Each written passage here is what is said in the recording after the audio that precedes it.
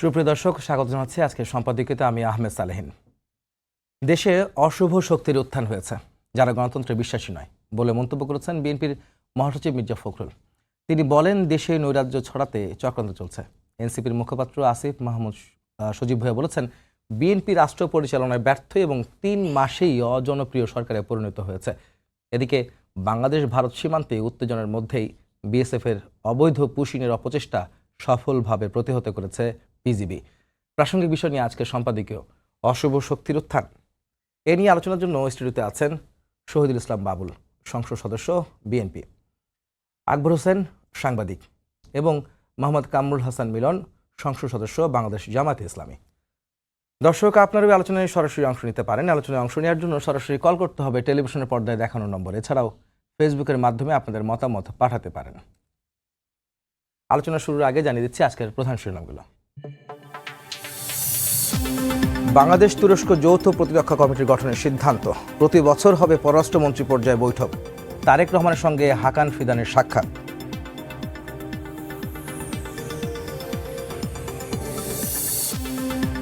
দেশের চাঁদাবাজ মাদক ব্যবসায়ীদের কোনো জায়গা হবে না। বিএনপির সংসদীয় সভায় সিদ্ধান্ত, স্কুল ফিডিংয়ে অনিয়মের বিরুদ্ধে ব্যবস্থার নির্দেশ প্রধানমন্ত্রীর।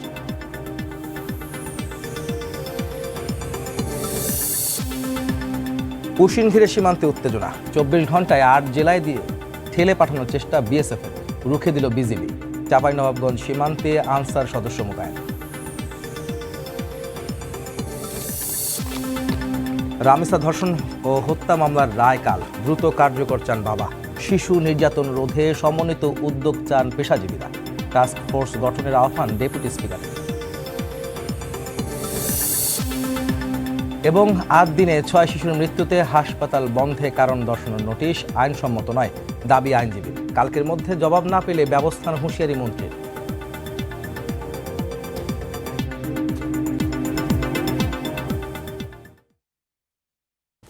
দর্শক, সরকার দল এবং বিরোধী দলের মধ্যে পাল্টাপাল্টি বক্তব্য আসছে। সরকারের পক্ষ থেকে বা সরকারি দলের মন্ত্রীরা বলছেন যে দেশে অশুভ শক্তির উত্থান ঘটছে, এবং অন্যদিকে বিরোধী দলের নেতারা বলছেন এই সরকার 3 মাসেই অজনপ্রিয় হয়ে উঠেছে এবং এই সরকার ব্যর্থ হয়েছে রাষ্ট্র পরিচালনা। এইসব বিষয় নিয়ে আসলে আজকে আমাদের সম্পাদকীয়, যেখানে বিষয়বস্তু ধরা হয়েছে অশুভ শক্তির উত্থান আসলে কীভাবে হচ্ছে, কারা করছে বা কারাই বা এই শক্তির মূল যোগানদাতা।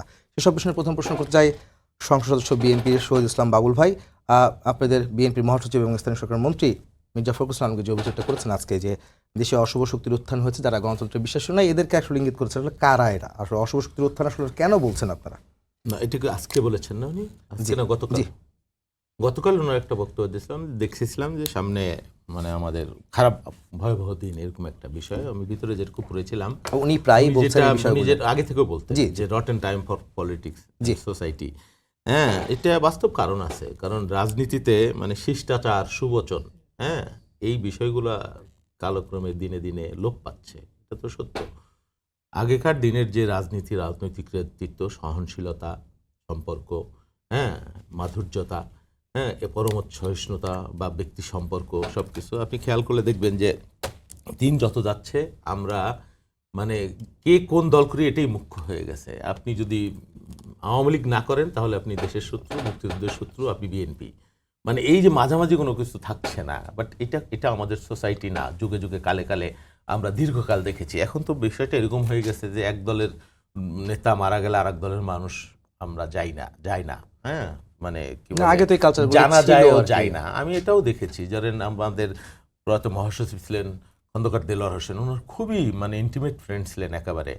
মানে কি বলবো, আমাদের ওই যে এএমএস কিবরিয়া, আওয়ামী লীগের যে ফাইন্যান্স মিনিস্টার, ওনাদের আমি কি হৃদ্যতা, একজন আর একজনের চায়েরি দিচ্ছে। এবং আমি এই খন্দকার দেলোয়ারের মুখে শুনেছি এএমএস কিবরিয়া, তার সাথে ওনার যে কি বন্ধুত্ব, কি আন্তরিকতা, পারিবারিক কি সম্পর্ক, সৌহার্দ্য, সেটা তো পলিটিক্সে দেখিনি। ইভেন আমি বলবো যে এই যে আওয়ামী লীগের যে ওই যে জিল্লুর রহমান সাহেব ছিলেন, উনিও মানে ভদ্রমান, ইভেন আশরাফ রায়। কিন্তু এই যে ওবায়দুল কাদের সাহেবরা আইসা পলিটিক্সে, যে এটা আমি একা ওবায়দুল কাদেরের যে দোষ দিচ্ছি, নট দ্যাট। এই যে আমাদের রাজনীতিটা এমন জায়গায় চলে গেল। একসময় আমরা ছাত্র রাজনীতি করেছি, ঢাকা বিশ্ববিদ্যালয়ের মধুর ক্যান্টিনে ছাত্র দলের, ছাত্রলীগের মানুষ, শহীদুদ্দিন সুরাইনি, বাহাদুর ব্যাপারী, ক্যাম্পাসে মারামারি গোলাগুলিগুলো হয়ে গেছে, কিন্তু মধুর ক্যান্টিনে আমরা অনিরাপদ বোধ করিনি যে না, নেতাদের গায়ে কেউ হাত দিবে না।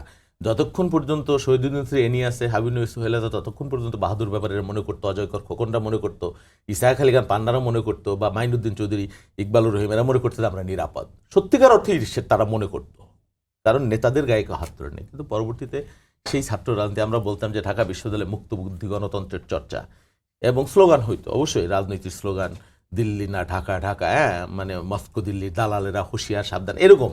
তো তারাও পাল্টা স্লোগান দিত তাদের মতো। কিন্তু আজকে মানে 1, 2, 3, 4 ছাত্র দলের এইটা কর ওইটা কর, এই যে অশোভন রাজনীতি, অশোভন উচ্চারণ, অশোভন প্রধানমন্ত্রীকে নিয়েও অনেক সময় নানা রকমের প্রধানমন্ত্রী, তার পরিবার, বক্তব্য, বিশেষ করে সামাজিক মাধ্যম আমাদেরকে এমন জায়গায় নিয়ে যাচ্ছে যে এইখানে রাজনীতির সৌন্দর্য, শিষ্টাচার, কেউ একজন বলেছিলেন বোধহয় মামুনুর রশিদ, যে রুচির দুর্ভিক্ষে আমরা পড়েছি। হ্যাঁ, তো আসলেই তো আমরা রুচির দুর্ভিক্ষের মধ্যে পড়েছি। ছোট ছোট বিষয় হয়তো বড় নেতারা বলছেন না, কিন্তু ছোটরা বলছেন।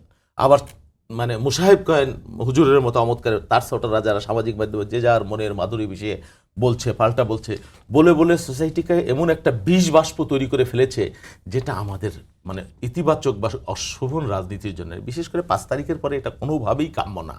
5 তারিখের পরে নৌকা ধানের শীষ, 2 সাপের 1 বিষ, এই যে স্লোগান, হাসিনা গেছে যেই পথে তারেক যাবে সেই পথে, তখন তারেক রহমান দেশেও আসেন নাই। এই যে পৃথিবীর একমাত্র রাজনৈতিক দল বিএনপি, যার ক্ষমতার আগেই মানুষ পতন চাই ফেলছে, এই ধরনের বক্তৃতা, বিবৃতি, মির্জা আলমগীর আর ওয়াহিদুল কাদের তাদেরকে একসাথে মিলিয়ে বেগম খালেদা জিয়াকে ইঙ্গিত করে জিয়াউর রহমানের ছবি মারিয়ে কোথায় পুরান ঢাকা একটা খুন হলো, যারা খুন হলো তারা এখন যারা অভিযোগ করলো তাদের দলে চলে গেল, যার বিরুদ্ধে অভিযোগ, এই যে রাজনীতির মানে আক্রমণ, পাল্টা আক্রমণ, এবং শব্দ, রুচি, ভাষা এবং আচরণে আমরা যে দিনে দিনে একেবারে মানে খাদের কেনারায় চলে যাচ্ছি, এটা আমাদের জন্য অশনি সংকেত। উনি সেটাই মিন করেছেন মনে হয়। এটা দুর্ভাগ্যজনক। রাজনীতি 5 তারিখের পরে আমরা পরিবর্তিত একটা রাজনীতি চেয়েছি, সত্যিকার অর্থেই চেয়েছি। আমি কার দোষ কার গুণ সেটা বলছি না, কিন্তু রাজনীতির সেই মানে কি বলবো সম্পর্ক, সেই শালীনতা, সেই সৌন্দর্য, সেই পরমত সহিষ্ণুতার জায়গাটা তো আসলো না, বরং ক্ষেত্র বিশেষে আরও ডেটোরিটি করেছে। এটা খুবই দুর্ভাগ্যজনক, খুবই দুর্ভাগ্যজনক এবং হতাশা। এইটাই উনি হয়তো মিন করেছেন বা বলেছেন। যে কামরুল হাসান মিলন ভাই, এই প্রশ্নটা আপনার কাছে থাকছে যে বিএনপির মহাসচিব তিনি কথাটা বলেছেন যে দেশে অশুভ শক্তির উত্থান হচ্ছে এবং যারা গণতন্ত্রে বিশ্বাস নেই তাদেরকে আসলে ইঙ্গিত করেছেন। আপনারা আসলে কি মনে করেন বা এটা ব্যাখ্যাটা আসলে কি হতে পারে আপনার কাছে? আপনার দলের পক্ষ থেকে যদি কোনো ব্যাখ্যা থাকে বলতে পারেন। জি, এই বিষয়ে আসলে যিনি মহাসচিব, সম্মানিত মহাসচিব মির্জা ফখরুল ইসলাম আলমগীর, উনিই বলতে পারবেন যে কি প্রেক্ষিতে উনি বলছেন। তো এটা আসলে রাজনৈতিক ভাষা। আমার মনে হয় যে প্রত্যেক সময় যখন রাজনীতির ভাষা হিসেবে ব্যবহৃত হয়েছে কিনা সেটাও আমি মানে বলতে পারবো না। তবে বাবুল ভাই যে কথাটা বলেছেন আমি এটার সাথে একমত। অবশ্যই রাজনৈতিক সংস্কৃতি যে এই পর্যায়ে তলানিতে গিয়েছে, এটা আমরা বিগত দিনে দেখেছি। আসলে বিয়ের আসর থেকে মানে ধরে নিয়ে যাওয়া হয়েছে, বরকে ধরে নিয়ে যাওয়া হয়েছে। তো তখন দেখা যাচ্ছে যে এমন হয়েছে যে আমি এক বিয়েতে গিয়েছি, সেখানে দেখা গেল যে অন্য দলের লোকজন সেই বিয়েতে যায় নাই, হ্যাঁ, আমি যাব এই জন্য যায় নাই, এরকম একটা পরিবেশ কিন্তু আমরা দেখেছি। এটা সত্যিই দুর্ভাগ্যজনক। তো 5 তারিখের পরে অবশ্যই আমরা আশা করেছিলাম এবং জনগণও এটা দৃঢ়ভাবে আশা করেছিল যে এই সংস্কৃতির অবসান ঘটবে। এক্ষেত্রে আমি বলতে চাই যে সরকারের বড় একটা দায় আছে। সরকারকে আমব্রেলার মতো ভূমিকা রাখতে হবে এক্ষেত্রে, সকল দিক থেকে আরও উদার এবং সব দিক থেকে সবাইকে অ্যাকোমোডেট করে যদি এই সরকার জাতিকে ঐক্যবদ্ধ করে, জাতীয় স্বার্থে আমরা সবাই এক, এই ক্ষেত্রে এই বিষয়টা কিন্তু আসলে আমাদেরকে মনে রাখতে হবে। দ্বিতীয়ত হচ্ছে কেউ আবার চান এই ক্ষেত্রে সরকার দলের কেউ এরকম মনে করেন যে আমরা ওয়াকআউট কেন করলাম, আমরা সংসদে কেন কথা বলি। তো আসলে বিরোধী দলের কাজটা কি হবে? বিরোধী দলের কাজটা তো হবে এটা যে সরকারের ভুল ত্রুটিগুলো ধরিয়ে দেয়া, এবং স্বাভাবিকভাবেই বিরোধী দল যদি সেইখানে দায়িত্ব পালন করতে ব্যর্থ হয় তাহলে আমরা জনগণের কাছে দায়বদ্ধ। তো এটা এখানেও দেখা যায় যে অনেক ক্ষেত্রে সরকারি দলের অসহিষ্ণুতা আমরা লক্ষ্য করি, যে এই সংস্কৃতি থেকেও আমাদের বেরিয়ে আসতে হবে। কারণ আসলে এটার একটা কারণও আছে। আমি বলবো যে বাবুল ভাইরাও এটা সাক্ষী, এই জাতি সাক্ষী, যে বিগত 17 বছর বা এই সময়ে আমরা দেখেছি যে এরশাদের সময় দেখেছি গৃহপালিত বিরোধী দল বলা হতো, এবং সেখানে বিরোধী দলের ভূমিকা কী ছিল, বিরোধী দল আর সরকারি দল একাকার ছিল। সেইটা দেখতে দেখতে আসলে সরকারি দলের এখন মনে হচ্ছে যে বিরোধী দল তো আসলে বিরোধিতা এইভাবে করার কথা না, হ্যাঁ, এরকম মনে হইতে পারে। তো সেটাকে যদি মানে মিন করা হয় তাহলে তো আমি মনে করি আনফরচুনেট, এটা ঠিক না। অবশ্যই বিরোধিতা থাকবে, পাশাপাশি সরকারি দল ভূমিকা রাখবে। তবে যে কথাটা উনি বলেছেন যে মধুর ক্যান্টিনে যেরকম নিরাপদ বোধ করা, অথবা শুধু নেতৃত্ব নিরাপদ বোধ করবে না, আমি মনে করি সমস্ত জনগণই নিরাপত্তা চায়, জনগণই নিরাপদ বোধ করবে, এরকম একটা পরিবেশ, এরকমই একটা পরিবেশ আমরা আশা করি। তো ওই দিনগুলো দেখতে চায় না আসলে। হ্যাঁ, সেই জনগণ নিরাপত্তা, কেউ কারো দ্বারা হ্যাঁ, না রাজনৈতিক কথা হবে, মঞ্চে বক্তৃতা হবে, সবকিছু হবে, না সবকিছু হবে, ঠিকই আছে, কিন্তু আমরা জনগণের নিরাপত্তা দেওয়ার জন্য কিন্তু অঙ্গীকারাবদ্ধ। 5 তারিখের পর যেটা হয়েছে, 5ই আগস্টের পরে অবশ্যই জনগণ কিন্তু নিরাপত্তাহীনতার কারণে এই পর্যায়ে আসছে। এই তাহলে মিলন ভাই আমাকে একটু বলুন যে ভাই যেটা বলছেন, বাবুল ভাই, যে আপনিও বলছেন যে ঐক্যটা আসলে নাই, হারাইছে, বা সংস্কৃতির জায়গাটাও আসলে সেই জায়গাতে নাই। তো এইটা কেন 5 তারিখের পরে তো আসলে এটা নিয়েই তো আমাদের আগায় যাওয়ার কথা ছিল, যে আমরা আবার ঐক্যবদ্ধ দেখবো সবাইকে, সব রাজনৈতিক দল, মতবিরোধ থাকবে কিন্তু সেই সঙ্গে তো ঐক্যটাও থাকবে। সেই ঐক্যটা কিন্তু ছিল শুরুর দিকে, কিন্তু পরবর্তীতে ভাঙলো কেন ভাই? না, এটা তো এক দল না, বিএনপি একটা দল, না ঠিকই বলেছেন, ঐক্য কেন হবে? না ঐক্য রাইট, শালীনতা, ঐক্য বলতে বিএনপি না, রাইট, বিএনপি জামাতের সাথে জোটবদ্ধ আন্দোলন হয়েছে, সংগ্রাম হয়েছে, সবকিছু হয়েছে।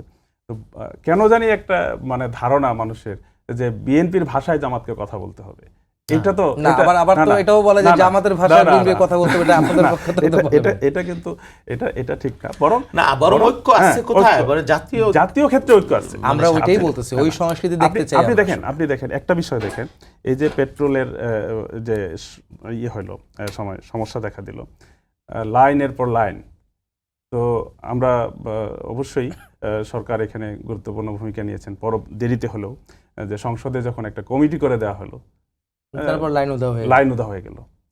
এর মানে কি জাতি আশ্বস্ত হয়েছে যে না, সরকার কোনো কিছু মানে, তখন একটা অনাস্থা, আস্থাহীনতা, লুকোচুরি এরকম একটা দেখা যায়। এই জন্য এটা মিন করে যে আসলে যদি সরকার এবং বিরোধী দল জাতীয় ক্ষেত্রে জাতীয় ঐক্যের প্রশ্নে এক হয়, একভাবে বিবৃতি দেয়, তখন কিন্তু দেখা যাবে যে সেটা অবশ্যই জনগণ আস্থায় নিবে। আমার মনে হয় তো এই যে ঐক্যের ডাক দেওয়া বা যে এই কমিটি গঠন করার কথা, এগুলো তো সব মানে সরকারের পক্ষ থেকে সংসদে দাঁড়িয়ে বলা হয়েছিল।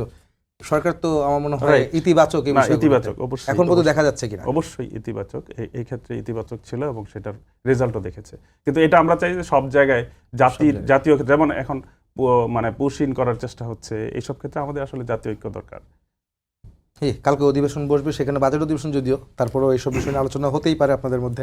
আকবর ভাই, আমাদের সিনিয়র সাংবাদিক, বড় ভাই, তো আপনার কাছে প্রশ্ন থাকবে যে বিএনপি মহাসচিব স্থানীয় সরকার মন্ত্রী মির্জা ফখরুল বলেছেন যে দেশে অশুভ শক্তির উত্থান হচ্ছে, যারা গণতন্ত্রে বিশ্বাস নেই তাদেরকে ইঙ্গিত করে বলেছেন, এবং একই সঙ্গে বিরোধী দলের পক্ষ থেকে বলা হচ্ছে যে এই বর্তমান সরকার রাষ্ট্র পরিচালনায় ব্যর্থ হয়েছে, 3 মাসেই অজনপ্রিয় হয়েছে। এইটা আপনি সাংবাদিক হিসাবে আপনি কিভাবে মূল্যায়ন করেন? আপনার কাছে কি এটার ব্যাখ্যা আছে আসলে? হ্যাঁ, প্রথমে ওই যে মহাসচিবের কথা ধরেই আসি, যেটা শহীদুল ইসলাম বাবুল ভাই, এবং ওনার কথা শুনে মনে হচ্ছে যে মির্জা ফখরুল সাহেব কাকে ইঙ্গিত করেছেন সেটা বুঝতে অসুবিধা হচ্ছে না। এখন আমার আবার একটা নিজস্ব একটা ওয়ে অফ ইন্টারপ্রিটেশন আছে। এখন উনি যে বলছেন যে উত্থান হয়েছে, এটা কি উনি জামায়াতকে মিন করেছেন? কারণ আমরা কিন্তু সম্প্রতি দেখতে পাচ্ছি যে আওয়ামী লীগও কিন্তু মাথাচাড়া দিয়ে উঠছে। আপনারা দেখতে পাচ্ছেন না যে বিভিন্ন মিডিয়াতে বড় বড় মিছিল করছে, বিভিন্ন জায়গায় করছে, তারা সামাজিক যোগাযোগ মাধ্যমে বেশ সক্রিয়। এখন উনি আসলে কাকে বলেছেন? এটা কি আওয়ামী লীগকে নাকি জামায়াতে ইসলামীকে? তবে দেশের যে রাজনৈতিক বাস্তবতা, তাতে আমার বুঝতে খুব একটা অসুবিধা হচ্ছে না। আমার ধারণা আমি ভুল নই যে উনি এখানে জামায়াতে ইসলামের প্রতি ইঙ্গিত করেছেন, এবং এই ইঙ্গিত করার হয়তো কিছু লজিক্যাল রিজনও আছে। সেই রিজনটা কেমন, যে আমরা লক্ষ্য করেছি যে হ্যাঁ, জামায়াতে ইসলামের অনেক ভোট বেড়েছে, জামায়াতে ইসলামী আগের চাইতে পপুলার দল। জামায়াতে ইসলামী একসময় যেখানে 8-10% ভোট পেত, এই নির্বাচনে তারা অ্যারাউন্ড 38+% ভোট পেয়েছে। কিন্তু একই সঙ্গে মানে একটা বড় দল যখন বড় হতে থাকবে, সেটার বিহেভিয়ারটা কেমন হবে বা কেমন হওয়া উচিত, ওইটা হয়তো তাদের মাঠ পর্যায়ের কর্মীরা বা যারা সোশ্যাল মিডিয়াতে অ্যাক্টিভিজম করে তারা হয়তো ঠিক বুঝে উঠতে পারছেন না। এবং আমরা দেখতে পাচ্ছি যে ঠিক ওইটাকে কেন্দ্র করেই কিন্তু মূলত সামাজিক যোগাযোগ মাধ্যম এবং পরবর্তীতে সেটা বিভিন্ন জায়গায় সংঘাতও গড়িয়েছে, যদিও এখন সেটা নাই, কিন্তু বিভিন্ন ক্যাম্পাসে এগুলো হয়েছে। এটা হচ্ছে একটা দিক, আমি রাজনৈতিক দিকের কথা বললাম। আর এমনিতেই যেটা হচ্ছে যে আপনি যেটা বললেন যে রাজনৈতিক ঐক্য থাকা, সেটা হয়তো মেজর পলিটিক্যাল ইস্যুগুলোতে হয়তো সরকার এবং বিরোধী দলের মধ্যে থাকবে, আমরা এক্সপেক্ট করি। কিন্তু আমরা এটা এক্সপেক্ট করি যে ধরেন রাজনীতির ক্ষেত্রে, সেটা বিএনপির ক্ষেত্রেও, সেটা জামায়াতের ক্ষেত্রেও, সব যে একেবারে বিএনপি জামায়াতের কর্মীরা করছে ব্যাপারটা তা না। আমরা তো সোশ্যাল মিডিয়া ফলো করে দেখছি বিএনপির কর্মীরাও অনেক ক্ষেত্রে এই ধরনের, মানে যেটা আমরা বলবো যে সমস্ত হয়তো শব্দগুলো পার্লামেন্টে এক্সপান্স হয়ে যেত আর কি, ওই ধরনের শব্দ তারা ব্যবহার করছেন। তবে আবার এটাও ঠিক যে শুধু আপনি ফেসবুক দেখে বা সামাজিক যোগাযোগ মাধ্যম দেখে কোনো একটা কনক্লুশনে পৌঁছানো যাবে না, একেবারেই পৌঁছানো যাবে না। এখন একজন XYZ সে তার ছবিতে যদি জিয়াউর রহমানের একটা ছবি আপলোড দিয়ে সেখানে সে জামায়াতকে গালাগালি করে, তাহলে ধরে নেওয়া যাবে না যে বিএনপি জামায়াতকে গালি দিচ্ছে। বা একই অবস্থা যদি জামায়াতের কোনো, মানে এরকম ক্ষেত্রে হয় যে তাদের কোনো নেতার ছবি আপলোড দিয়ে কি একজন বিএনপিকে গালি দিচ্ছে, সেটাও ধরে নেওয়া যাবে না যে এটাতে জামায়াত। বুদ্ধি সম্পন্ন বিবেকবিহীন মানুষ এটা যেমন চিন্তা করতে আমি পারে না। আপনাকে একটা উদাহরণ দিলে হয়তো বুঝতে পারবেন যে এই সংস্কৃতিটা কোন জায়গায় গিয়ে ঠেকেছে। আপনারা সম্প্রতি দেখেছেন যে একজন প্রেজেন্টার দীপ্তি চৌধুরী, তিনি বিয়ে করেছেন, তাই না, গতকাল। এবং এই দীপ্তি চৌধুরীকে নিয়ে সামাজিক যোগাযোগ মাধ্যমে যত নোংরাভাবে ছড়ানো হচ্ছে কথাবার্তা, ট্রল তো একটা জিনিস, নোংরা কথা বলা হচ্ছে। আমি জাস্ট এগুলো গত দুদিন ধরে, গতকাল থেকে ট্র্যাক করছিলাম আর কি। তো এটা তো কোনো রাজনৈতিক ইস্যু না, এটা একজনের একটা ব্যক্তিগত ব্যাপার। সে বিয়ে করেছে, তার দোষটা কি?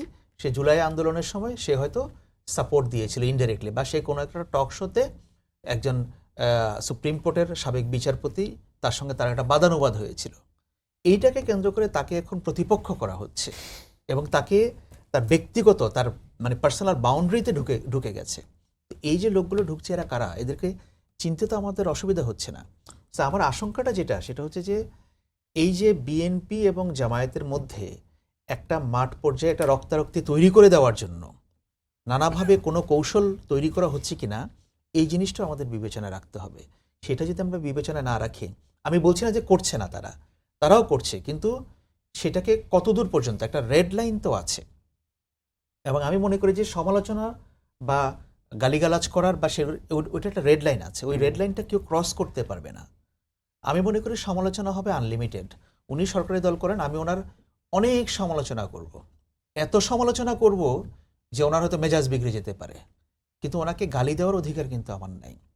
সমালোচনা হচ্ছে আনলিমিটেড, এটার কোনো লিমিট নেই।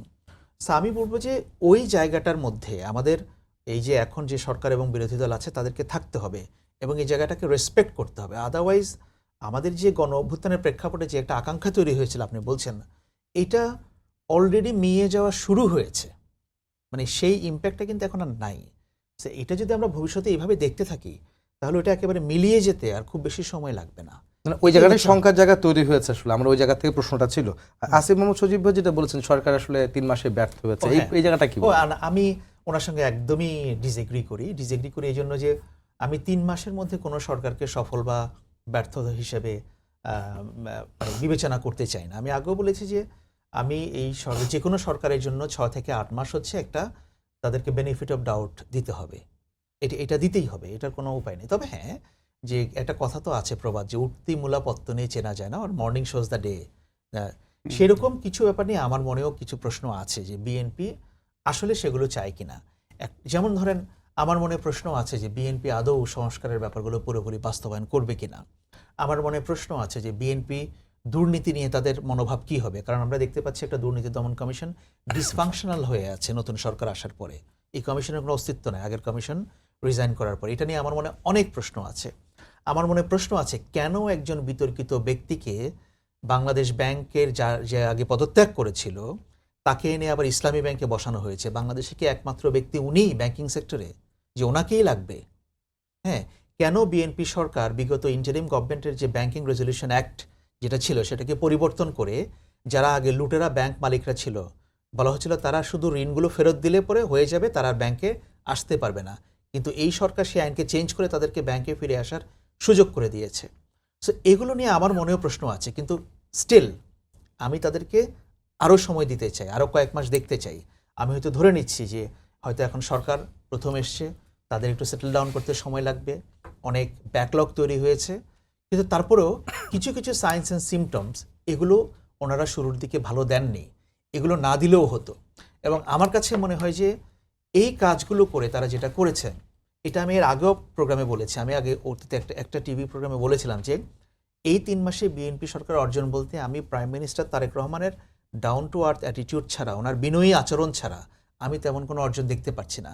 আমি আশা করব যে আমার এই কথাটা ভুল প্রমাণিত হবে, যে বিএনপির আরও অর্জন তৈরি হবে।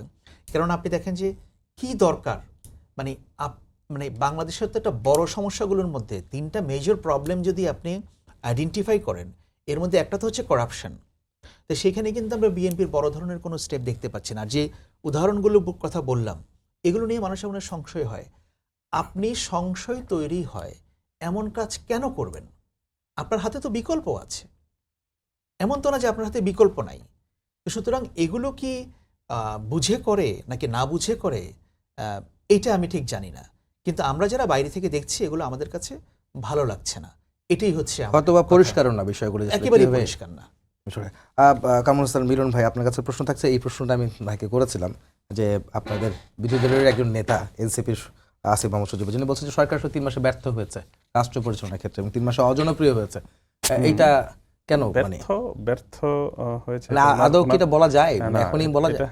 এটা আমি আকবর ভাইয়ের সাথে একমত পোষণ করছি যে উনি বলছেন এটা ওনার ব্যক্তিগত বিষয়। তবে এটা ঠিক যে সরকারের কিছু আচরণ, তাদের এই আচরণের কারণে জনগণ সন্দেহ করতেই পারে। এবং আপনি দেখেন যে প্রথম অধিবেশনে যে আইনগুলো তাদের পক্ষে, সেগুলো পাশ করানো হলো।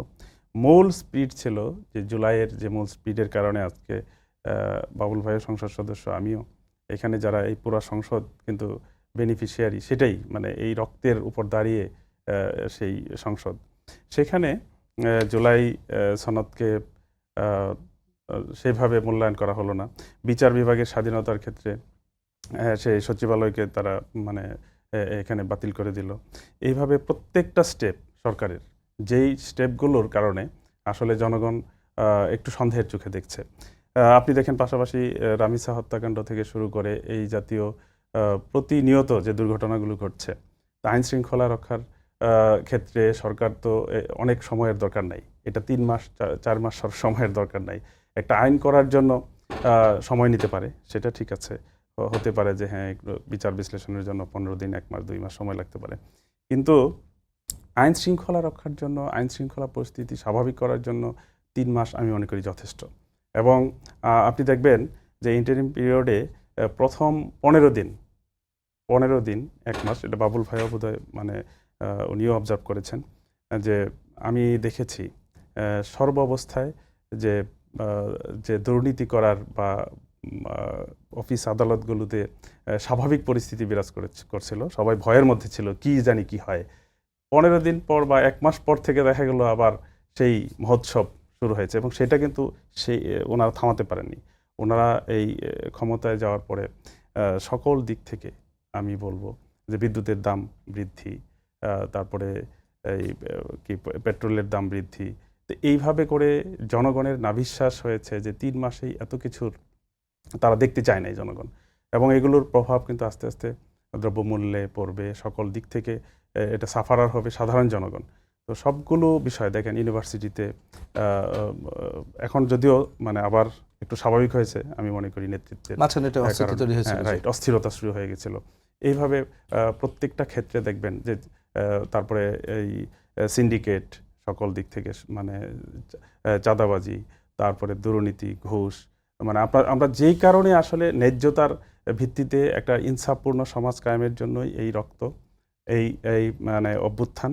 কিন্তু সেটা জনগণ যখন দেখলো যে না, 3 মাসে সেই দিকে সরকার না গিয়ে সরকার অন্যদিকে যাচ্ছে, তখন জনগণের মধ্যে একটা সন্দেহ স্বাভাবিকভাবে তৈরি হয়েছে। যে বাবুল ভাই, আপনি তো শুনছিলেন তাদের বক্তব্য, 3 মাসে ব্যর্থ হয়েছে, অজনপ্রিয় হয়েছে, এই বিষয়গুলো আপনাদের শুনতে হচ্ছে কেন? না, আপনি যেটা বলেছেন বা আমি যেটা আলোচনা শুনলাম, ঠিকই আছে। বিএনপির কাছে মানুষের প্রত্যাশা বিপুল। জি, অনেকেই ভেবেছে যে বিএনপি ক্ষমতা এসছে, বিএনপি সমস্ত অন্যায় অনিয়ম মুহূর্তের মধ্যে সুইচ দিয়ে বন্ধ করে দিবে, এরকম প্রত্যাশা আছে বা স্বাভাবিক। কারণ দীর্ঘদিনের অন্যায় অনিয়মের একটা পর্বত আমরা তৈরি করেছি, এটা আমাদের সামাজিক একটা কালচারে পরিণত হয়ে গেছে। আপনি যেটা বলছেন ঘুষ, অন্যায় অনিয়ম, দুর্নীতি, তো এক সময় ধরেন বিগত আমল যদি বলেন, বলে কি বা তারও আগে ৭২-৭৫ বলে আইন কি, আমি আইন। শেখ ফজলুল হক মনিরা বলতো যে আইনের শাসন বুঝি না, মামুর শাসন চাই। আমি মনে করি এই সময়টা, হ্যাঁ ওনারা যেটা সমালোচনা করেছেন সব যে ফেলে দেওয়ার মতো তা না, এই অসঙ্গতি বা অনিয়ম তো এখনও আছে অনেক জায়গায়। তো কিছু পার্থক্য তো আছে, আবার এটাও আপনাকে দেখতে হবে যে আকবর ভাই যেটা বললেন, একজন প্রধানমন্ত্রী তার জীবন আচার, তার চলন বলন, তার বিনয়, এই বিষয়গুলো তো কিছুটা হলেও রিফ্লেক্ট করে। এদেশে মানে কেউ একজন ফেসবুকে দেখলাম লিখছে যে রাজনীতি মানে সরকার মানে মারো কাটো, বিরোধী দল দমন করে দেবো, হুপা গাড়ির বহর টহর, মানে এই যে বিষয়টা, এইটা বোধ হয় বাংলাদেশের রাজনীতিতে এখন দৃশ্যমান হচ্ছে না। প্রধানমন্ত্রী নিজে জ্যামে আটকে থাকছেন সর্বক্ষেত্রে, তার জীবন আচার, বিনয়, বক্তব্য, বিবৃতি। আমাদের দেশে রাজনীতি মানেই টেলিভিশন খুললেই খিস্তি খেয়ে উঠছিল, রাষ্ট্রপ্রধান, সরকার প্রধান থেকে শুরু করে জিয়াউর রহমান, খালেদা জিয়া, বিএনপি, জামাত, চরিত্র হনন, হ্যাঁ প্রথমেই ৩-৪ মিনিট গালাগালি করে। সেই রাজনীতি তো বাংলাদেশে এখন রাষ্ট্রের শীর্ষ পর্যায় থেকে নাই, নিচের দিকে আছে। কেউ কুলাঙ্গার বলছে, তাকে প্রমোশন দিচ্ছেন, পোস্টিং দিচ্ছেন, পদ দিচ্ছেন। কেউ কথায় কথায় মাফিয়া বলে দিচ্ছে, হ্যাঁ ভালো মানুষ বলেন নাই, খারাপ মানুষ নাই, তাকে আপনি প্রমোট করছেন। হ্যাঁ, বা তারও নিচে যারা এই যে সামাজিক মাধ্যমে খিস্তি খেয়ে চরিত্র হনন, নোংরামি, বিদ্বেষ তৈরি করতেছে, তার বিরুদ্ধে আইন একটু ব্যবস্থা নিতে গেলেই সেটাকে আপনারা মানে গেল চাঁদ গেল বলে সব শেষ হয়ে গেল, মানবাধিকার লঙ্ঘন হলে এগুলো বলছেন। এই যে বিগত ৩ মাসে আমার মনে হয় না কেউ বলতে পারবে না একটা গুমের ঘটনা ঘটেছে, মানবতা বিরোধী অপরাধ। বাংলাদেশে এটা কোনো অপরাধী ছিল না, হয়েছে কিনা আমি জানি না। বা বিরোধী কোনো মতকে গুলি করে খুন করা, এক্সট্রা জুডিশিয়াল কিলিং হয়েছে কিনা আমি জানি না। এই যে আপনি যেটা বলছিলেন সীমান্তে বাংলাদেশের এমন কোনো স্ট্যান্ড বিগত ১৭ বছর আপনি দেখেছেন? বিজেপি তো সরকারের আপনি এই যে দৌলতদিয়া ঘাটে নৌ পুলিশ সমস্ত যাত্রীকে নামতে বাধ্য করলো, না হলে কিন্তু দুর্ঘটনা করতে পারতো। এটাও তো একটা ছোট্ট ভালো কাজ হলেও সরকারের ভালো কাজ। তো সেই ক্ষেত্রে অবশ্যই আমাদের তো ব্যর্থতা। আমরা তো বাংলাদেশ রাষ্ট্রকে এখনো দুধার মধু দিয়ে গোসল করাতে পারি নাই, এটা ওদের সুদূর পড়া হতো, এটা সময়ের ব্যাপার। আবার সরকারের কিছু ভালো কাজও তো আছে, এই বিষয়গুলো তো আপনাকে অ্যাড্রেস করতে হবে। যে ইচ্ছা প্রধানমন্ত্রীকে গালি দিতে পারতেছে টপ টু বটম, এবং গালি দিলে বিএনপি যদি তার নামে একটা মানে কেউ একটা মামলা করে, সেটাও আবার সে মামলা প্রত্যাহার করতে বাধ্য হইতেছে। এই বিষয়গুলো মির্জা আব্বাসের মতো লোক, তারপর আপনি বলতেছেন বাক স্বাধীনতা নাই, যা ইচ্ছা বলতেছেন। এই যে কি আপনি আসিফ মাহমুদের কথা বললেন, যার নিজের নামে সর্বাঙ্গে ব্যথা ওষুধ দেবো কোথায়, গ্রামে বলে যে সুজ কয় জাজুর রে। আরে ভাই, আপনি বিগত ১.৫ বছর তো বিএনপি ছিল না বা আওয়ামী লীগও ছিল না, রাজনৈতিক সরকার ছিল না। তাদের আমলে কি বাংলাদেশ মানে স্বর্গীয় শোভাতাস বইছে? এটা কেউ বলতে পারবে? সেই জন্য এইটা একটা মিথ। আপনি যেভাবে দেখেন, যেমন রামিসার ঘটনা, আমার ভাই বলল বাংলাদেশের ইতিহাসে ৭ কার্য দিবসে ইনশাল্লাহ আগামীকাল রামিসার ঘটনার রায় হবে। এটা একটা নজিরবিহীন ঘটনা। সব ধর্ষণকারীকে একদম বিচার করতে পারলে ভালো হইতো, কিন্তু বাংলাদেশের সামাজিক, রাজনৈতিক বা আদালতের যে বাস্তবতা, কিন্তু এটা একটা সিমটম তো, বা সরকারের আন্তরিকতা, একটা মেসেজ, একটা সিম্বল যে না রেপ পরিণতি, এই জিরো টলারেন্স, এটা তো একটা ভালো কাজ। অবশ্যই আপনি সরকারের সমালোচনা করবেন, কিন্তু এটা একটা ভালো কাজ যদি থাকে, ওইটাও যদি আপনি একটু প্রশংসা করেন তাহলে সরকারের কাজ। এজন্য ধন্যবাদ।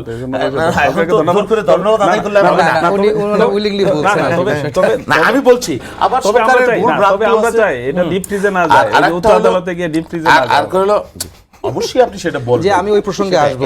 এই যে এতটুকু অর্জন হইলো, এটাও তো একটা মানে এটা একটা বাংলাদেশের ইতিহাস হয়েছে কিনা আমি জানি না। সেই জন্য সরকারের ব্যত্যয় আছে, ভুল আছে, সমালোচনাও আপনি করবেন, আবার ভালো যদি কিছু থাকে সেটাও আপনি বলবেন। আর আসিফ মাহমুদের বক্তব্যটাকে আমি পলিটিক্যাল রিটরিক বা বক্তব্য বলেই মনে করছি, অন্য কোনো কিছু মনে করবার মানে সুযোগ নেই। বাবুল ভাই, এখানে একটা যুক্ত আগর ভাই একটা কথা বলছেন যে সেটা হচ্ছে যে প্রধানমন্ত্রী যে আচার আচরণ বা যাতায়াত, পোশাক আশাক, বেশভূষায় যে কাজগুলি করছেন, তার ছাড়াও তিনি অনেক কিছু প্রত্যাশা করেন, অনেক কিছু আশা করেন। প্রশ্নটা করে আকবর ভাইয়ের সাথে। হ্যাঁ, মানে আমি একটা জিনিস অ্যাড করবো, তাহলে ওনার বলতে সুবিধা হবে। এর সঙ্গে প্রশ্নটা হচ্ছে যে মানে মূলত এত কিছুর পরেও যেমন তিনি পরিষ্কার হতে চান যে আরো কিছু তিনি দেখতে চান সফলতা, যেহেতু প্রত্যাশা বেশি, সেখানে হঠাৎ করে বিদ্যুতের দামও কিন্তু বৃদ্ধি হয়েছে, আপনার তেলের দামও কিন্তু আবার দ্বিতীয় দফায় কিন্তু আবার বৃদ্ধি হচ্ছে, কমেছিল আবার বেড়েছে। আমি বলি এই বিষয়গুলো আসলে মানুষ, বাংলাদেশের মানুষের হাতে আছে, সরকারের হাতে আছে। Is it possible? আপনি ভারতে তেলের দাম কত, নেপালে তেলের দাম কত, শ্রীলঙ্কায় তেলের দাম কত, পাকিস্তানে তেলের দাম কত? আপনি বাংলাদেশের মতো একটা সরকার একটা বিধ্বস্ত অর্থনীতি নিয়ে ক্ষমতায় আসছে, সেই জায়গায় আপনি তেলে কত ভর্তুকি আপনি দিতে পারবেন? এই যে 2 মাস তেলের দাম, 1.5 মাস সরকার কত কোটি হাজার কোটি টাকা দিল, আওয়ামী লীগ তো এই কথা বলে কিন্তু আওয়ামী লীগ কিন্তু তারা তেলের দাম বিদ্যুৎ দাম বাড়িয়েছিল, তখন কিন্তু আপনারাও আন্দোলন করেছিলেন। না, তেলের দাম তো তখন উপসাগরে যুদ্ধ হয় নাই আওয়ামী লীগের আমলে। আপনি বাস্তবতাটাকে আপনাকে বুঝতে হবে যে তেলের দাম, বিএনপি ক্ষমতা গঠনের 6 দিন 7 দিনের মাথায় মিডল ইস্টে গালফে একটা যুদ্ধ শুরু হয়ে গেছে, ভয়াবহ যুদ্ধ, যার ইফেক্ট উন্নত রাষ্ট্রগুলো সামাল দিতে পারে। সেখান থেকে মনে হয় তেলের বিষয়টা এবং এখনো সাউথ এশিয়ায় তেলের দাম বাংলাদেশের সবচাইতে কম। আপনাকে অনেকগুলো বিষয়, পাচারের বিষয় আছে, অনেকগুলো বিষয় আছে। আপনি তেলের দাম যতটুকু বাড়ানো হয়েছে এটা খুবই কম বাড়ানো আমি মনে করছি। আপনিও এটা অ্যানালাইসিস করে দেখবেন যে বাংলাদেশে এখন তেলের দাম কোন পর্যায়ে আছে। হ্যাঁ, আরো ভর্তুকি দিয়ে করতে পারলে ভালো হতো, সেটা মানুষের জন্য। আপনার সাথে এই কথাতে আসবো। আকবর ভাই যিনি একটা অ্যাড করতে চাচ্ছিলেন সেটা একটু অ্যাড করবেন। তার আগে আমি একটু বলতে চাই যে 3 দিনের মাথায়, 3 থেকে 4 দিনের মাথায় আপনি তেলের দাম বাড়ালেন, অকটেন, পেট্রোল, ডিজেলে, এদিকে আবার গ্যাসের, এলপিজির দাম কিছুটা 55 টাকা কমিয়ে আবার একদিনের মাথায় আপনি আবার বিদ্যুৎ দাম বাড়িয়েছেন, আবার বিদ্যুৎ দাম আবার আপনি এখান থেকে নিম্নের মানুষের জন্য আবার কমিয়েছেন। এই বিষয়গুলি তো আসলে একটু না, এটা তো পজিটিভ একটা ব্যাপার আছে। বিষয় হলো কে কনজিউম, কে কতটুকু ধারণ করতে পারে। নিম্নমায়ের মানুষকে, একটা সবচেয়ে বেশি মানুষ, তাদেরকে একটু সাশ্রয় দেওয়ার জন্য তাদের জন্য কমানো হয়েছে। এটা একটা পজিটিভলি আপনার দেখবার প্রয়োজন আছে। জি আকবর ভাই, আপনি যেটা বলছেন ভাই, আমি ওই যে ওনার কথা সূত্র ধরে বলি যে উনি বিচার বিভাগের স্বাধীনতার কথাটা আনলেন, যে সেটা সরকার বাস্তবায়ন করলো না, যে সচিবালয়ের ব্যাপারটা, এটা নিয়ে আমার একটু কথা আছে। কথাটা এরকম যে আমি বিচার বিভাগের স্বাধীনতা বলতে ঠিক কি বুঝাই, এই কনসেপ্টটা আমার কাছে এখনো পরিষ্কার না। এবং আমি মনে করি যে এই ব্যাপারটা নিয়ে সরকারের একটু স্লো যাওয়া উচিত, একটু ধীরে যাওয়া উচিত। কেন ধীরে যাওয়া উচিত? আমরা জানি যে গত 17 ইয়ার্সে বিচার বিভাগের কি অবস্থা ছিল, তাই নাকি? পরিবর্তন হয়নি। গণভবন থেকে ফোন করে বিচারের রায় নির্ধারণ করা হতো, এটা তো আমরা দেখেছি, শুনেছি। এখন সেই বিচার বিভাগের যে রিক্রুট, সেটার তো কোনো পরিবর্তন এখনো অবধি হয় নাই। এখন আপনি স্বাধীনতাটা দিবেন, কিন্তু সেটা কার হাতে যাবে, কে কন্ট্রোল করবে, এটাও তো দেখার বিষয় আছে। সেই জন্য আমি মনে করি যে বিচার বিভাগের এই যে সো-কল্ড স্বাধীনতা, এটা নিয়ে খুব বেশি তাড়াহুড়া করার সুযোগ আমাদের নাই। কারণ ব্যাপারটা তো একটা অ্যাডমিনিস্ট্রেটিভ বিষয়। এখন জাজ সাহেবরা বিচার করবেন আদালতে, সেটা যদি প্রধানমন্ত্রীর কার্যালয় থেকে নির্দেশিত না হন, তারা যদি তাদের স্বাধীন মতো বিচার কার্য পরিচালনা করতে পারেন, তাহলে তো আমি কোনো সমস্যা দেখি না। আর অ্যাডমিনিস্ট্রেটিভ যে ব্যাপারগুলো আছে, সেইটা কিভাবে পরবর্তীতে করা যায়, ওটা আরও ভেবেচিন্তে ধীরে সুস্থে আগাতে হবে। যেটা আমরা চট করে সব কিছু একবারে করে ফেললাম এবং এরপর সেটার কনসিকুয়েন্স কী দাঁড়াবে, এটাও কিন্তু আমাদের ভাবতে হবে। সো আমি বলবো না যে হ্যাঁ বিচার বিভাগের আলাদা সচিবালয়ের দরকার নাই বা এটা করা যাবে না, বাট আমি বলছি যে এটা নিয়ে একটু ধীরে যেতে হবে, এটাকে আরেকটু বোঝার ব্যাপার আছে। যে এখানে একটু যদি বলতেন যে বাবুল ভাই যেটা বলছেন, বাবুল আমার প্রশ্ন ছিল যে তেল বিদ্যুতের দামের বৃদ্ধির বিষয়টা, এটাকে আপনি কীভাবে দেখেন? সাধারণ মানুষের স্বস্তি চায়, অনেক ব্যাখ্যাই আসলে আমরা অনেকে দিতে পারবো, সেটা আসলে কিছুটা পজিটিভ দিকও আছে। সরকার কিন্তু তারপরের দিনই কিন্তু কমিয়ে এনে হচ্ছে, সেই বিষয়টা কিন্তু দেখেছি আমরা। না, এটা হচ্ছে কি, এগুলোর জন্য গোড়ায় হাত দিতে হবে। এটা ঠিক যে আমাদের তেলের বাবদ প্রচুর ভর্তুকি দেওয়া হচ্ছে, এতে কোনো সন্দেহ নেই, এটা দিতে হচ্ছে। কিন্তু আপনি দেখেন যে পৃথিবীর সবগুলো দেশে, অনেক উন্নত দেশেও যখন একটা সরকার আসে, তারা যখন একটা ফিনান্সিয়াল প্রেশারে পড়ে, বাংলাদেশ সরকার অর্থনৈতিক চাপে আছে, এতে কোনো সংশয় নেই। এবং এই চাপটা হচ্ছে ইনহেরিটেড, তারা সেটা উত্তরাধিকার সূত্রে পেয়েছে, এবং এটা যে খুব সহসায় চেঞ্জ হবে আমি সেটার কোনো লক্ষণও দেখি না। কিন্তু সরকারের কাজ হচ্ছে প্রথমে যখন আসে, সেই সরকার একটা এক্সপেন্ডিচার রিভিউ করে, তাদের যে ব্যয়গুলোর পুনর্মূল্যায়ন করে।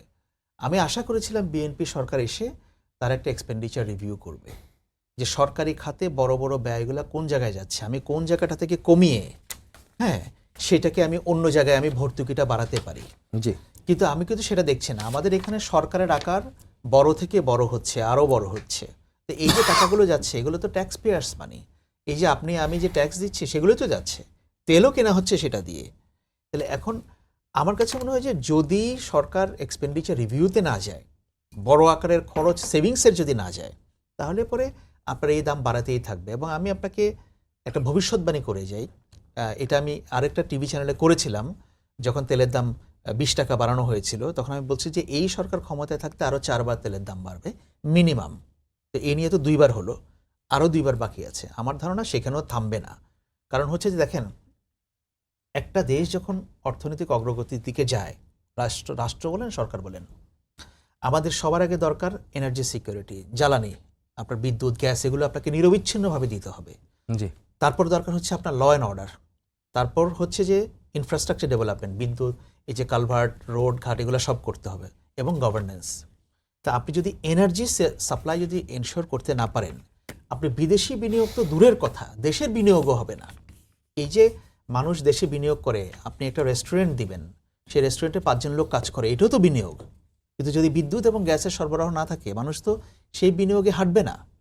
সুতরাং এটা সরকারকে করতে হবে। কিন্তু অ্যাট দ্য সেম টাইম আমি যেটা বলবো যে সরকার অন্য কোন খাতে সেটা করতে পারে, সেভিংসটা করে যে এখানে ভর্তুকি বাড়াতে পারে, এগুলো তাদের বড় আকারের চিন্তার বিষয় আছে আর কি। সেটা না হলে পরে এই শুধু তেলের দাম আমি বাড়াতেই থাকবো, আজকে 5 টাকা, এরপরে হয়তো দেখবেন যে 1.5 বছর পরে আবার 20 টাকা বাড়াচ্ছে। এবং এটা এরকমও ধারণা করা হচ্ছে যে সরকার হয়তো অকটেনের দামটাকে শেষ পর্যন্ত 200 টাকা পর্যন্ত বা 200 টাকা প্লাস, হ্যাঁ, এরকম পর্যন্ত এটা নিয়ে যাবেন। তো এখন সেটা হলে যেটা হবে যে আসলে এগুলো একটা জনরোষ তৈরি হয়। সরকারকেও প্রপারলি এক্সপ্লেইন করতে হবে যে আমরা কি কারণে বাড়াচ্ছি এবং আমরা অন্য খাতে ব্যয় কমানোর চেষ্টা করছি কিনা। আপনি 44,000 কোটি টাকা দিয়ে বোয়িং কিনতে পারবেন, হ্যাঁ, তো সেটা হয়, হ্যাঁ, এই টাকা হয়তো আপনি একবারে দিচ্ছেন না, কিন্তু আবার মানুষের উপর আপনি তেলের দাম চাপিয়ে দিচ্ছেন। এই যে হিসাব নিকেশগুলো, মানুষ তো এগুলো হিসাব নিকেশ করে, সুতরাং এগুলো এক্সপ্লেইন করতে হবে। জি আকবর ভাই, আপনার সাথে আরেকটা প্রশ্ন, যেহেতু আপনি বিচার বিভাগ নিয়ে কথা বলছিলেন, সেখানে আগামীকালকে বহুল আলোচিত এবং রামিসা হত্যার ঘটনায় কালকে রায় হতে যাচ্ছে, এটাকে আসলে আপনি এত দ্রুত এবং এই রায়টা হতে যাচ্ছে, সেটা কি আশার আলো দেখছেন কিনা? না, এটা হচ্ছে যে বাংলাদেশে তো যে নারী এবং শিশু নির্যাতন দমন যে আইন, এটা কিন্তু বিএনপি সরকারের আমলেই করা। এর আগে যেটা করেছিল যে 90 দিনের মধ্যে, তখন আইনমন্ত্রী ছিলেন, হ্যাঁ, আইনমন্ত্রী মওদুদ আহমদ সাহেব, ওনারা এগুলোর উপর এক্সটেন্সিভলি কাজ করেছিলেন। আমিও তখন ওনার সঙ্গে ওনাকে বিভিন্ন সময় ইন্টারভিউ নিয়েছিলাম। কিন্তু বাস্তবতা হচ্ছে কি, 90 দিনের মধ্যে কোনো বিচার শেষ হয় না। একটা বিচার শেষ হতে, যে কিছুদিন আগে সুপ্রিম কোর্ট এবং ব্র্যাক একটা যৌথ গবেষণা করেছে, সেই গবেষণায় দেখা গেছে যে যেখানে 90 দিনে বিচার শেষ হওয়ার কথা, সেই বিচারগুলো শেষ হতে 3 থেকে 5 বছর সময় লাগছে। নানাবিধ কারণ আছে, সাক্ষীরা যায় না, বাদী যায় না, শেষ পর্যন্ত লোক খুঁজে পাওয়া যায় না, ভালো ইনভেস্টিগেশন হয় না, যার কারণে বিচারটা হয় না।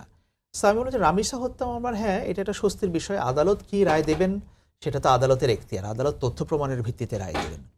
কিন্তু আমি যেটা বলবো যে কোনো একটা ঘটনা সোশ্যাল মিডিয়াতে অনেক হয়েছে বলে সেটার ক্ষেত্রে এই ব্যাপারটা হবে, আর বাকি আরও অনেক ঘটনা হারিয়ে যাবে, ব্যাপারটা যেন সেরকম না হয়। যে আগে মিডিয়া ট্রায়াল হয়, তারপর জুডিশিয়ারিতে ট্রায়াল হয়, ব্যাপারটা যেন এরকম না হয়। এটা অন্যভাবে হওয়া উচিত। যে গভর্নমেন্ট যেটা করতে পারে, যে এই যে আপনার স্পেশালি নারী শিশু নির্যাতন দমন আইনটাকে আরও কিভাবে ইফেক্টিভ করা যায় এবং কিভাবে আরও দ্রুত বিচার নিশ্চিত করা যায়, এগুলোর উপর কাজ করতে পারে। হয়তো আপনি একটা বিচার নিশ্চিত করলেন, লোকে বাহাবা দিবে, কিন্তু এরপরে আরো 10টা ঘটনা করবে, সেগুলো নিয়ে কি করবেন? জি মিলন ভাই, আপনি মনে বলছিলেন এই বিষয়তে রামিসা হত্যাকাণ্ডের বিষয়, সেটা বলছে যে ধন্যবাদ জানিয়েছেন সরকারকে, কিন্তু আবার বলছেন ডিপ ফ্রিজে যেন না যায়, এই শঙ্কা কেন হলো?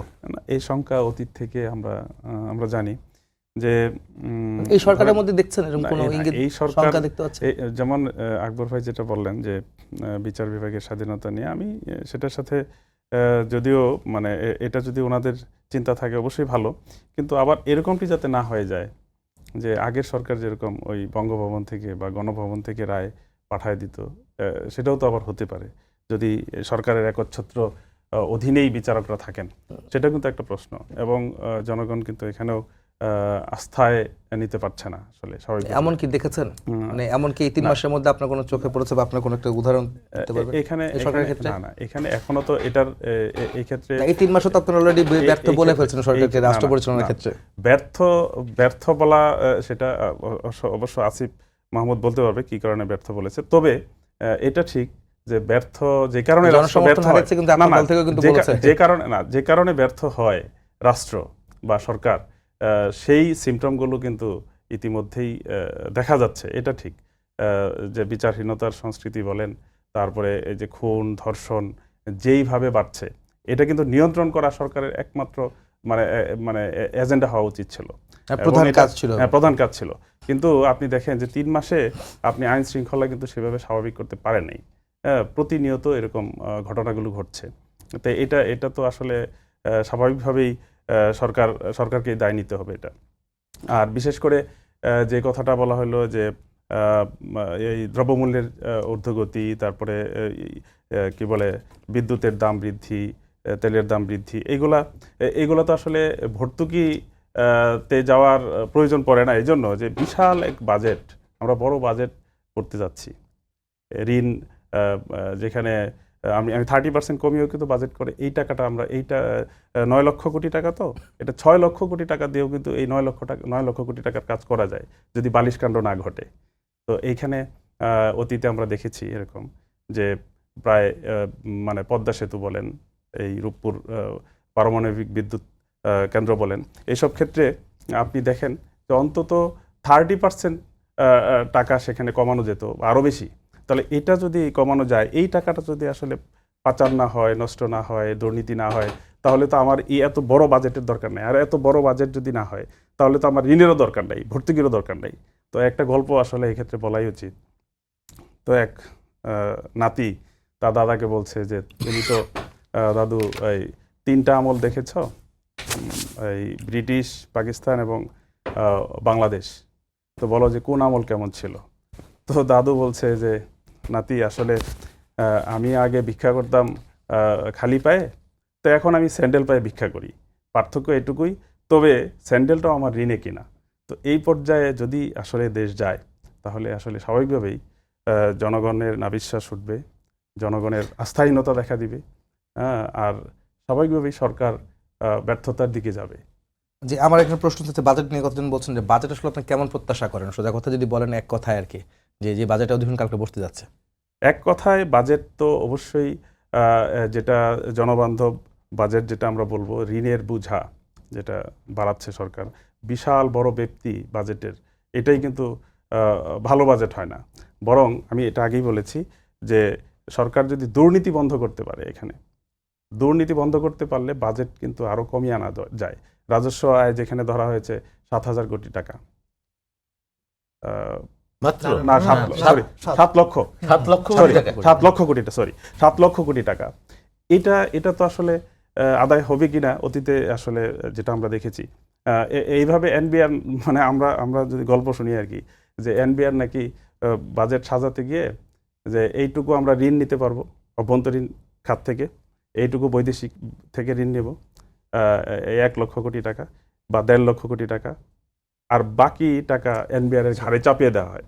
তো এনবিআর এটা পারুক বা না পারুক, তো এই জাতীয় বাজেট আসলে মানে একেবারে অঙ্ক করে ওই আগের ছক এঁকে শুধু পার্সেন্টেজ বাড়িয়ে দিয়ে একটা বাজেট হাজির করলে যেরকম হয়, আমার মনে হয় এরকম ঠিক জি হবে। পাবল ভাই কি বরং- বলবেন, কালকে অধিবেশন বসে যাচ্ছে, যে অধিবেশন আপনার আসলে বাজেট জনবান্ধব হবে কিনা? না, বাজেট থাকতো শোনেন, কিন্তু বাজেটের বারবারই আগেই- জনবান্ধব কথা বলতেন। বাজেটের আগেই যদি বাজেটের বিরোধিতা, আমরা আগে মিছিল হইতো বাংলাদেশে, পলিটিক্সের কালচার, এই বাজেট গণবিরোধী, এই বাজেট মানে না, ব্যানার আগেই বানানো থাকে, তারপরে বাজেট কখন ঘোষণা হবে, তারপরে মিছিল হবে আর কি।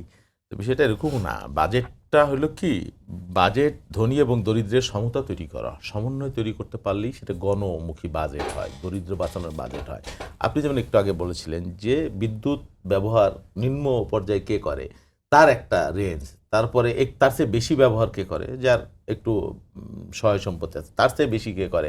তার মানে কি, আপনি যারা প্রান্তিক জনগোষ্ঠী, তাদের জন্য বিদ্যুতের দাম যাতে সর্বোচ্চ মানে সাশ্রয়টা করতে হয়, সেই জায়গাটাকে আপনি এনশিওর করা, এইটাও কিন্তু আপনার মানে একটা গণমুখী সরকারের হ্যাঁ, এটা ভালো অন্যতম কাজ। উদ্যোগ, এটা আমরা হ্যাঁ, দেখেছি গণমুখী যে সরকারের কাজ, সেটা তো আপনার জন্য সুবিধা না হয়তো, কিন্তু একটা প্রান্তিক মানুষ যেখানে সে কথা বলতে পারবে না, তার অধিকারটা সবার আগে দেখা, বিপুল জনগোষ্ঠী, এটাই তো একটা জনবান্ধব সরকারের কাজ হতে পারবে। হ্যাঁ, করের আওতা বাড়তে পারে, আপনাকে এটাও মনে রাখতে হবে বিপুল অঙ্কের একটা মানে বৈদেশিক ঋণের বোঝা মাথায় নিয়ে আমাদেরকে এই বাজেট প্রণয়ন করতে হচ্ছে, সেটাও একটা ব্যাপার। তা আমি বিশ্বাস করি, আশা করি যে মানুষ, প্রান্তিক মানুষ, জনগোষ্ঠী যারা, আপনি উন্নত রাষ্ট্রে দেখবেন কি পরিমাণ ট্যাক্স তারা দিচ্ছে। হ্যাঁ, তারা সার্ভিস পাচ্ছে, এটাও ঠিক, বেতন থেকে কি পরিমাণ ট্যাক্স, ইউএসএ আমেরিকার যদি দেখেন, মানে এই ট্যাক্সের কথা শুনলে মাথা লাইফস্টাইল তো অন্যরকম, হ্যাঁ, মাথা খারাপ হয়ে যেটা যাবে, আপনি যে এবং সেই বললেন। সার্ভিসটাও তারা পাচ্ছে। তো আমার এখানে যদি আপনি ধনী দরিদ্র বৈষম্য কমাতে চান, আপনার এই জায়গাটাকে আপনাকে অ্যাড্রেস করতেই হবে, এবং সেটাই বাজেটের একটা মূল, হ্যাঁ অনেকেই যারা উচ্চতলার মানুষ আমাদের মতো যারা এখানে থাকবে, যারা নীতি নির্ধারণ করবে, হয়তো তাদের অনেকের গায়ে লাগতে পারে। আমি মনে করি এবারের বাজেট এটাই একটা সবচেয়ে গুরুত্বপূর্ণ, এবং এবারের বাজেটে শিক্ষা এবং স্বাস্থ্যকে সর্বোচ্চ অগ্রাধিকার দেওয়া হবে, সর্বোচ্চ অগ্রাধিকার দেওয়া হবে। যে বাজেট নিয়ে যদি আপনি কিছু বলেন আকবর ভাই, ছোট করে একটু বলবেন, আমি অন্য একটা প্রসঙ্গে যাব। না, বাজেট নিয়ে ধরুন আমাদের মতো সাধারণ মানুষের তো চিন্তা একটাই, আপনি দেখবেন যে আমরা সাংবাদিকতা যেটা করি আমাদের সবচেয়ে বেশি আগ্রহ থাকে যে কোন জিনিসের দাম বাড়লো এবং কোনটার দাম কমলো, তাই না? মিডিয়া জি, কিন্তু জি, এটাকেই জি। বেশি ফোকাস করে। ওই রাজস্ব আয় কত, রাজস্ব ব্যয় কত, এগুলো কিন্তু মানুষ দেখে না। মানুষ দেখে যে আমার জন্য কি আছে, তাই না? এবং সবচেয়ে বেশি মানুষ পড়ে এবং দেখে ওই নিউজটাই, কোনটা So, কমলো হ্যাঁ, বাড়লো। এখন আমরা যত ব্যাখ্যাই দিই না কেন, দিন শেষে মানুষ দেখবে যে ভাই আমার কয়টা জিনিসের দাম কমলো এবং কয়টা জিনিসের দাম বাড়লো, হ্যাঁ আমার ঘাড়ে কি এসে পড়লো। তো মানুষ ওইটা দিয়ে বিবেচনা করবে, এটাই আমার মনে হয়। যে এই বাজেট শেষ হচ্ছে, আমি অন্য বিষয়ে বলছি, সেটা হচ্ছে পুশিনের বিষয়টা। বিশেষ করে একটা বিস্ফোরণের মতো ধারণ করছে সীমান্ত এলাকাগুলোতে। আমাদের বেশ 70টি সীমান্তে ঝুঁকিপূর্ণ হিসাবে বিজিবি তারা নির্ধারণ করেছে, এবং আজকেও বেশ কয়েকটি জায়গায় পুশিন ঠেকেছে, বিজিবি প্রতিদিনই ঠেকাচ্ছে। এইটাকে আসলে মোকাবেলার জন্য আকবর ভাই সরকারের কি করা উচিত, এবং পররাষ্ট্র নীতি আসলে আমাদের কি হওয়া উচিত এখন? সীমান্তে যা কিছু করার দরকার আমার ধারণা সরকার সেটা করছে। মানে আমরা যা কিছু এখনো পর্যন্ত মিডিয়া রিপোর্টসে যেটা দেখছি যে দিকে দিকেই তো পুশিনের চেষ্টা হচ্ছে, এবং বিজেপি তার সর্বোচ্চ চেষ্টা করছে, এবং তারা তাদের একদম মানে রাত নাই দিন নাই তারা যেভাবে ডিউটি জি। করে, এবং তাদের সর্বোচ্চটুকু দিয়ে তারা উজাড় করে দিয়ে পুশিনটাকে তারা ঠেকাচ্ছে। এবং এটা নতুন যদি করে যুক্ত government- হয়েছে আনসার, বিডিপি হ্যাঁ, এবং কিছুক্ষণ আগে এটা যদি যুক্ত হয়েছে। গভর্নমেন্টের নির্দেশনা না থাকতো এটা তো তারা করতো না, ডেফিনেটলি। কিন্তু এখন আর কি করা যেতে পারে সেটা হচ্ছে কথা। এটা কিন্তু এক্সপেক্টেড ছিল যে এই ঘটনা ঘটবে, পশ্চিমবঙ্গে নির্বাচনের পর এই ঘটনা ঘটবে, এটা আমরা জানতাম বা এটা আমরা অনুমান করেছিলাম। তো সেটাই হচ্ছে। সেক্ষেত্রে সরকার এখন- কোনো প্রস্তুতি নিচ্ছে কিনা বা এখন নিয়েছে কিনা? সরকারের প্রস্তুতি মানে ভেতরের দিকে কি আছে সেটা জানি না।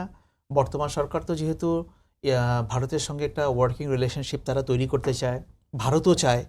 সো সরকারের এটা স্ট্রংলি ভারতকে বলাটা উচিত হবে ডিপ্লোম্যাটিক চ্যানেলে যে লোক, এই ঘটনাগুলো যদি সীমান্তে ঘটতে থাকে তাহলে সম্পর্ক বা পরিস্থিতি কোন দিকে যাবে, বা আমরা যে গুডউইল নিয়ে এগিয়ে আসতে চেয়েছিলাম সেটা আমরা করতে পারবো কিনা, এটা আমাদের ভেবে দেখতে হবে। বা এই ধরনের ঘটনা ঘটলে সম্পর্কের ক্ষেত্রে অন্তরায় তৈরি হতে পারে। যদি জেনুইনলি কোনো বাংলাদেশি সেখানে থেকে থাকে জি। তাহলে সেটাকে সর্ট আউট করুক, সেটাকে অ্যাড্রেস করুক। কিন্তু এইভাবে তো লোক আপনি সীমান্তে এনে ঠেলে দিতে পারেন না।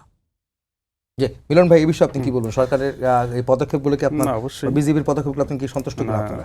অবশ্যই এটাকে আমরা এবং সাধুবাদ আপনি কিন্তু জানাই। বলছিলেন যে একটা ঐক্যর বিষয়, মানে ন্যাশনাল ইস্যুতে ঐক্য হওয়া যেমন যেতে পারে। ইতিপূর্বে এরকম ঘটনা ঘটেছিল, কিন্তু ফজলুর রহমান সাহেব তখন 30 সেকেন্ড টাইম পাবেন আপনি। ফজলুর রহমান সাহেব তখন বিজিবি না বিডিআর এর প্রধান ছিলেন জি, তখন। BDR হ্যাঁ, রৌমারী বাদোয়া। সীমান্তে এরকম হয়েছিল। তো এটা সরকারের সদিচ্ছা ছাড়া তো আসলে সম্ভব না, অবশ্যই। এবং বিজিবি যে ভূমিকা রাখছে, আমি মনে করি সরকার এই ক্ষেত্রে আরো দৃঢ় হবেন, এবং পররাষ্ট্রনীতির ক্ষেত্রে ভারতের যে চোখে চোখ রেখে কথা বলা, এটা যাতে মানে বলে, বিগত তাহলে সরকার তো জনগণ আমরা কিন্তু পক্ষে দেখিনি। এই থাকবে। সরকারের ক্ষেত্রে হ্যাঁ, আপনাকে তাদেরকে জনগণ সাধুবাদ তখন- জানাতে পারেন। জনগণ অবশ্যই জি, তখন সাধুবাদ বাবুল জানাবে। ভাই আপনি 20 সেকেন্ড। Thank you. যাই হোক, আমাদের কারণে অকারণে সব ভারতের দালাল হয়েছি আমরা, এটা হয়েছে ওইটা হয়েছে, এই অপবাদ আমাদেরকে দেওয়া হয় আর কি, রাজনৈতিক বক্তব্য যেটা। কিন্তু এটা কোশ্চিন কালেও তো মানুষ দেখেছে যে বিএনপি কি পরিমাণ ক্ষতিগ্রস্ত হয়েছে তাদের এই নেতিবাচক কূটনীতি জি। দ্বারা, আশুজাতা সিং রাহুল ভাই। সে ব্যাপার। তারপরে উনি যেটা বললেন যে ওই যে জেনারেল ALM ফজলুর রহমানের ওই সময় পদুয়া রৌমারীতে যে যুদ্ধ, এটা বিএনপির আমলেই হয়েছিল, হ্যাঁ, বেগম খালেদা জিয়ার শাসনবেলা। বাট আমরা যুদ্ধ চাই না, আমরা শেষ করে দিই। আমরা ঘটনা আওয়ামী লীগের সময় ঘটেছিল। ঘটনা আওয়ামী হ্যাঁ, লীগের তখন সময়। শেখ হাসিনা ক্ষমতায় ছিল 2001 সালের আগে। জি, হ্যাঁ, বাবুল ভাই শেষ। না, আমি শেষ করি। তো আমরা আমাদের পররাষ্ট্রনীতি এবং ভারত যে ভূমিকা পালন করছে, অবশ্যই কূটনৈতিকভাবে এই বিষয়গুলো নিয়ে কথা বলতে হবে, কথা বলে সমাধান করতে হবে। সবাই সবার শান্তি সহমর্মিতা প্রয়োজন আছে, খালি রাজনৈতিক বিরোধিতা বক্তব্য না। আর যে মানবতা বিরোধী ঘটনা ঘটেছে সীমান্তে, 24 ঘন্টা না 32 ঘন্টা কিছু মানুষকে যেভাবে পানির মধ্যে এসে, এটাও কোনো কাম্য না। আমরা চাই যে কূটনৈতিকভাবে আমরা সম্পর্ক প্রতিবেশী বদলাইতে পারি না, সমতার ভিত্তিতে, বন্ধুতার ভিত্তিতে, ন্যায্যতার ভিত্তিতে সম্পর্ক তৈরি জি, হবে, বাবুল এবং ভাই সেটা আপনাকে কূটনৈতিক ধন্যবাদ, আলোচনার মধ্যে আকবর দিয়ে ভাই হবে। আপনাকে ধন্যবাদ, মিলন ভাই আপনাকে ধন্যবাদ। আর সমতার ভিত্তিতে আসলে আমাদের পররাষ্ট্রনীতি হওয়া উচিত, এবং দুই দেশের সম্পর্ক আরো ভালো হোক। এবং একই সঙ্গে যে পুশিন করা হচ্ছে, ভারতের যে অপচেষ্টা, সেখান থেকেও বাংলাদেশের বিজিবি যে কার্যক্রম পরিচালনা করছে তাদেরকে সাধুবাদ জানাতে হয়। তাদেরকে আবারও ধন্যবাদ জানাচ্ছি যে তারা সীমান্তে অতন্ত্র প্রহরীর মতো আবারও আমাদেরকে নিরাপত্তা দিচ্ছেন। এই ছিল আজকের সম্পাদকীয়। আগামীকাল আবার দেখা হচ্ছে একই সময়। শুভরাত্রি।